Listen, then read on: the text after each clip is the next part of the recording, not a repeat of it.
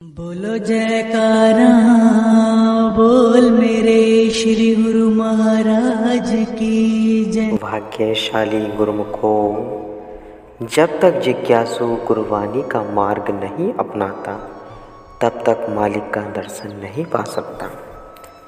सो हमारा प्रसंग चल रहा था कि नामदेव के हाथ की कटार अभी गले तक न पहुंची थी कि दूध का कटोरा भगवान के मुख से जा लगा।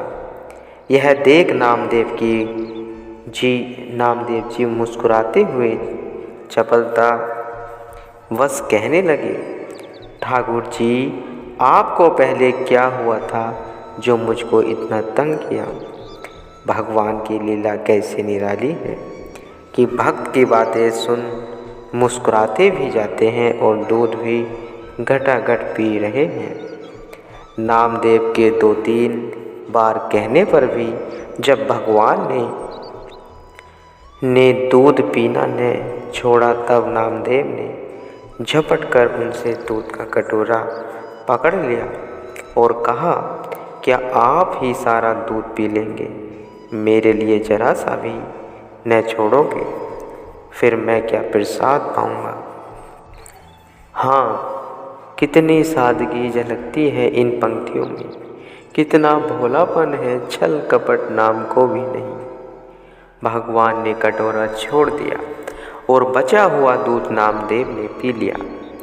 इसके बाद नामदेव प्रेम में विभोर हो बाल गोपाल गले वाहें डालकर बच्चों की तरह बातचीत करने लगे और उनके साथ खेलने में व्यस्त हो गए। दोनों परस्पर बाल कीड़ा कर रहे, मीठी मीठी बातें हो रही, यहाँ तक कि दोपहर हो आई, लेकिन इनको सुधी कहाँ। दोपहर को 12 बजे नानी दौड़ी आई और कहा, अरे नामा, आज तुझे क्या हो गया है जो खाने पीने की सुधी तक विसार दी है? चल रोटी खा ले। नामदेव हंसते रहे। नानी को आया देख भगवान तत्क्षण मूर्ति में समाहित हो गए।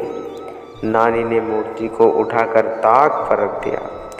तब नामदेव रोटी खाने को नानी के साथ चल दिए। अब तो इनका प्रतिदिन का यह नियम बन गया।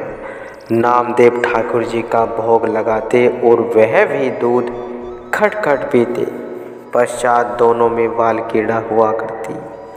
कई दिनों के बाद जब विदेश से वापस आए तो आते ही इनसे यह प्रथम प्रश्न किया, बेटा, क्या तुमने मेरी अनुपस्थिति में ठाकुर जी को नित्य प्रति भोग लगवाया था? तब नामदेव ने प्रारंभ से अंत तक का सब किस्सा भोली भाली प्यारी प्यारी वाणी से इस प्रकार सुनाना शुरू किया। नाना जी, तुम्हारा यह ठाकुर तो बहुत ही हठीला है। पहले दिन तो यह मुझसे दूध ही न पीता था। आखिर जब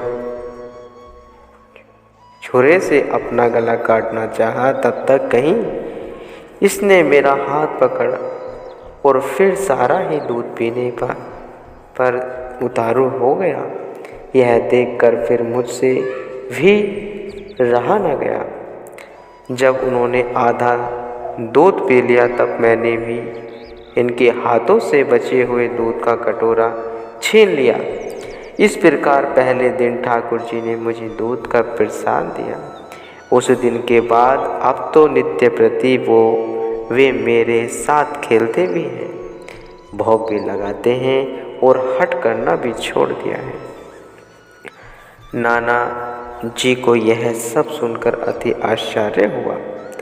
कहने लगे, बेटा, कल मुझे को भी दिखलाना कि ठाकुर जी कैसे भोग लगाते हैं और तेरे साथ कैसे कीड़ा करते हैं, मैं भी तो देखूं। दूसरे दिन प्रातः होने पर नामदेव वह नाना वामदेव जी उठे। स्नान ध्यान पाठ पूजा करने के उपरांत नाना वामदेव कमरे से बाहर निकलकर छिपकर यह सारा दृश्य देखने लगे।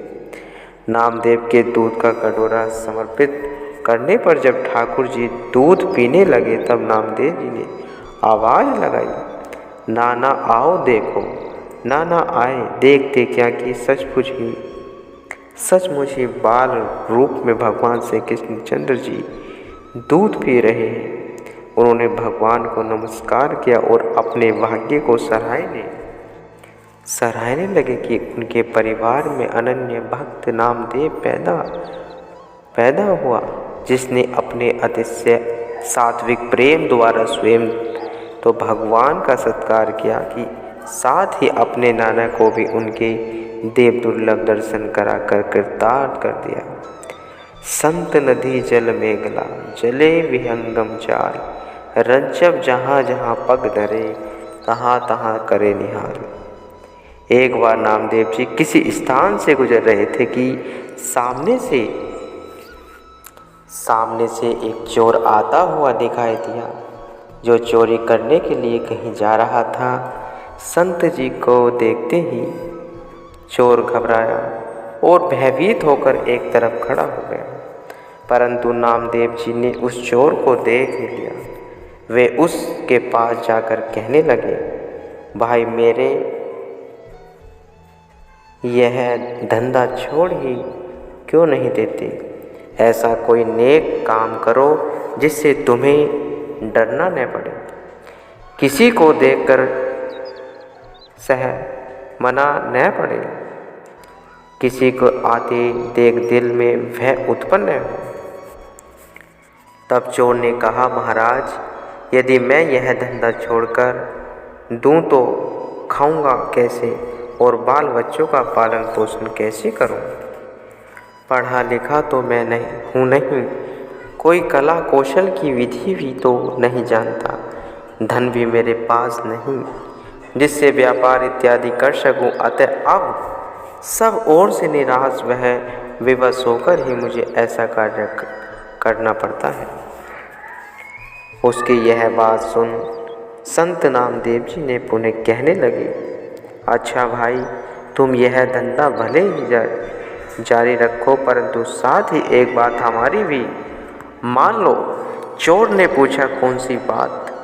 संत नामदेव जी ने कहा, आज से तुम सत्य बोलने का नियम बना लो, प्रण कर लो कि आज के बाद झूठ कभी नहीं बोलूँगा। संत नामदेव जी की यह बात सुनकर चोर पहले तो टाल मटोल करने लगा, अंत में उसने स्वीकृति देते हुए हाँ कर दी। नामदेव जी ने उसे आशीर्वाद दिया, प्रभु तुम्हें सत्य बोलने में सहायता दे। इतना कहकर वह आगे चल दिया। इधर चोर ने भी अपने धंधे के लिए आगामी रास्ता ना। कुछ ही दूर जाने पर शहर के राजा साहिब जी की भेष बदल कर नगर का भ्रमण कर रहे थे, चोर से मिले। उन्होंने चोर से राम राम कहते हुए पूछा, भाई तुम कौन हो और इस समय कहाँ जा रहे हो?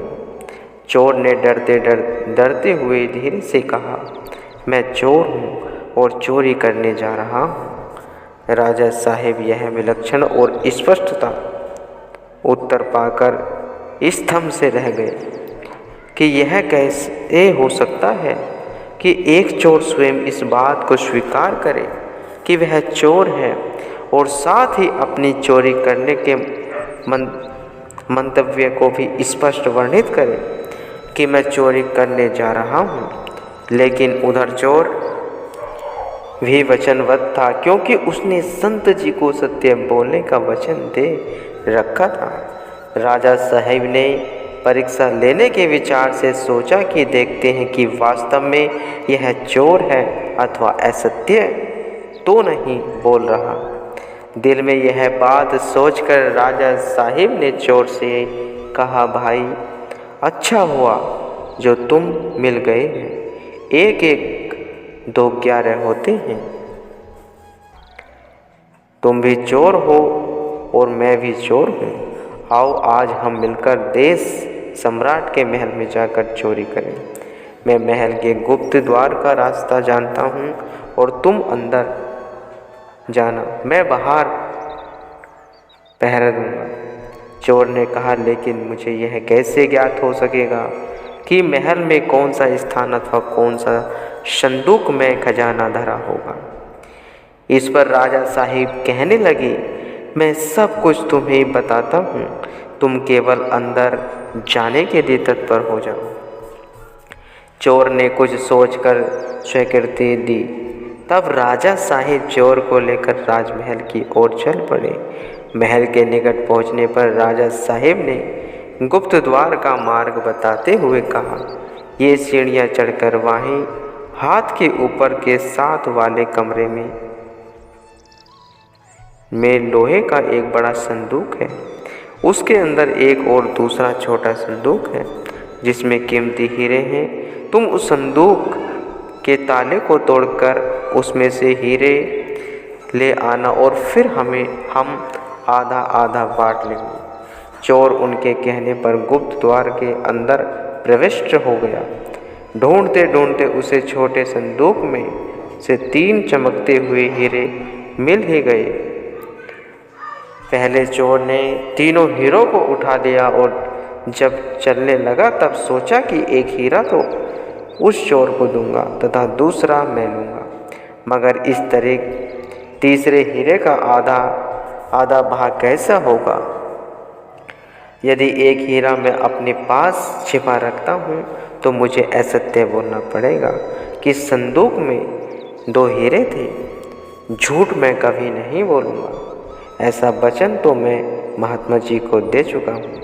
यह विचार आते ही उसने तीसरा हीरा तत्क्षण उसी संदूक में पूर्वतः रख दिया और 2 हीरे लेकर बाहर आ गया।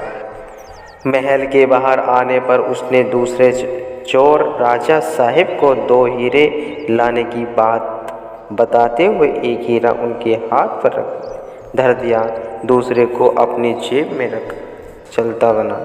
चोर के चले जाने पर राजा साहिब ने संदूक खोलकर देखा तो वहाँ एक ही हीरा जो ही पड़ा पाया। सोचने लगे कि यह अजीब चोर है, क्योंकि जो कि चोरी भी करता है और सत्य भी बोलता है। कितना ईमानदार आदमी है। दूसरे दिन राजा साहिब ने मुख्यमंत्री को बुलाकर महल में चोरी होने की सूचना दी और कहा, मंत्री जी, रात को कोई चोर गुप्त द्वार से आकर संदूक में से हीरे चुरा गया, अतएव उसे पकड़ने का शीघ्र प्रबंध करें। राजा आज्ञा पाते ही मंत्री ने थानेदार को चोर पकड़ने का आदेश दिया। आखिर पुलिस उस चोर को गिरफ्तार कर राज दरबार में ले आई। राजा साहिब चोर को देखकर मन ही मन में अति प्रसन्न हुए। चोर से पूछने लगे, कल रात महल में से कोई चोर गुप्त द्वार से आकर हीरे चुरा कर ले गया, तुम्हें इस विषय में कुछ ज्ञात है? चोर को उस समय संत जी नामदेव जी को दिया गया अपने सत्य बोलने का वचन स्मरण हो गया। तब उसने हाथ जोड़कर कहा, हुजूर, चोरी तो मैंने ही की है।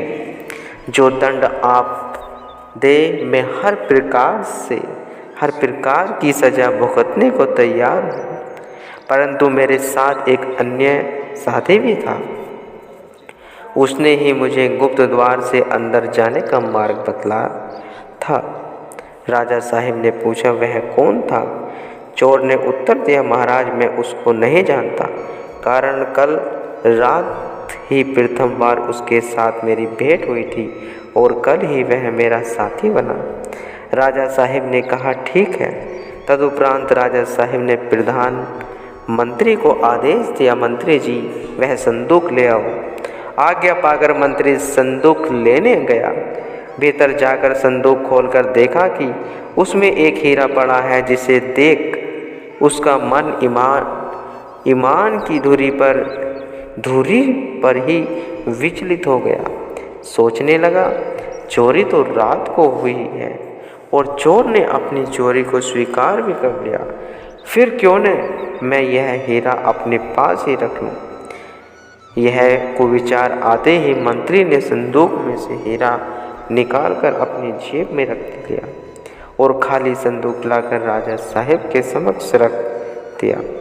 खाली संदूक देखकर राजा साहेब प्रधानमंत्री की इस कुचाल को तुरंत भाग गए और चोर से कहा, कल रात का सारा वृत्तांत सुनाओ। आज्ञा पाकर चोर ने रात वाली संपूर्ण घटना अक्षरशः सत्य सत्य इस प्रकार सुनाई। महाराज, गुप्त द्वार से मैं महल में गया, संदूक में पड़े 3 हीरों में से 2 हीरे उठाकर लाया। एक हीरा इस विचार से नहीं छोड़ आया कि तीसरे हीरे के 2 हिस्से किस प्रकार से हो सकेंगे, कहीं एक हीरे के लिए आपस में झगड़ा ही न हो जाए। अतएव मैं 2 हीरे ले आया। राजा साहेब ने चोर की बात काटते हुए प्रश्न किया, हाँ, कहाँ है वे 2 हीरे हैं? चोर ने कहा, महाराज, एक हीरा जो मेरे हिस्से में आया है जेब में से निकाल कर वह यह है, और दूसरा हीरा मेरे साथी के पास है जिसे कि मैं भली भांति नहीं जानता। इतने में ही राजा साहेब ने दूसरा हीरा अपनी जेब से निकालकर अन्य राजा दरबारियों को दिखाते हुए कहा, कल रात को इसका दूसरा साथी मैं ही था, जो भेष बदल कर नगर का परिभ्रमण कर रहा था। फिर मुख्यमंत्री की ओर से उन्मुख होकर कहा, तीसरा हीरा प्रधानमंत्री, अब तुम निकालो। ऐसा सुनते ही प्रधानमंत्री के चेहरे का रंग फीका पड़ गया और कांपते हुए तीसरा हीरा अपनी जेब में से निकाला। तदुपरांत प्रसन्न हो राजा साहिब ने चोर से कहा, मुझे तुम जैसे सत्यवादी और ईमानदारी व्यक्ति की आवश्यकता है। आज से तुम मेरे प्रधानमंत्री हो। चोर अपने भीतर यह अनुभव करता हुआ संत नामदेव जी को धन्यवाद देने लगा कि उनकी कृपा से ही आज मेरे भारी सजा पाने से बच रहा हूँ।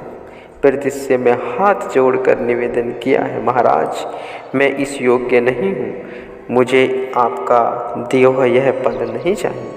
मैं तो संत नामदेव जी के शरण में ही जाता हूँ, जिनके एक ही वचन मानने से आज मुझे प्रधानमंत्री का पद मिल रहा है। इससे मुझे विश्वास हो गया है कि यदि मैं उनके और भी वचन मान लूँ तो मुझे इस झूठे अस्थायी पद की अपेक्षा कितना सच्चा वह उच्च पद प्राप्त हो जाएगा।